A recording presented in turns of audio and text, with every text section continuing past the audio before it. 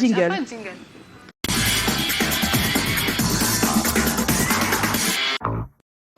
Alors, qui on reçoit ce soir? C'est un jeune bachelier avec son bac C à la poche qui va donc de l'autre côté pour continuer ses études. Il choisit de continuer en ICT. Vous comprenez ce que ça veut dire? En tout cas, c'est en anglais. Nous, c'est les NTIC ou bien TIC. D'accord? Donc, il décide de prendre cette voie-là, mais on ne comprend pas pourquoi il se retrouve horloger aujourd'hui. Alors, la petite histoire qui est derrière, c'est que depuis petit, c'est un collectionneur de montres. Il en a collectionné à peu près 20.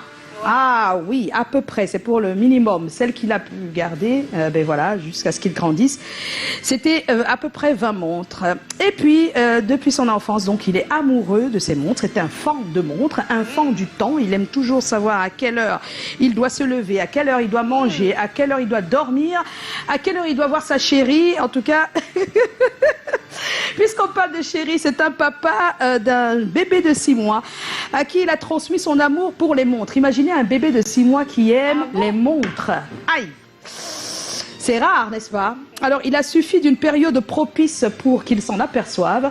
Il s'occupait de son fils alors que c'était la période Covid. Vous imaginez, quand il y a le Covid, qu'est-ce qu'on a à faire? C'est rester à la maison, fermé. Mais quand on est à la maison, on regarde mieux son fils. D'accord. À force de le regarder, il se rend compte que son fils aime un certain objet.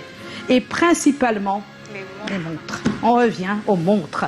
Alors, quel signe il se dit? Est-ce que ce n'est pas un signe du destin? Son fils s'appelle Pierre James et il se décide. Oui, ma marque de montre sera Pierre James. Lui, c'est un horloger. Et il est avec nous aujourd'hui. Il s'appelle Steve Tache, c'est notre invité.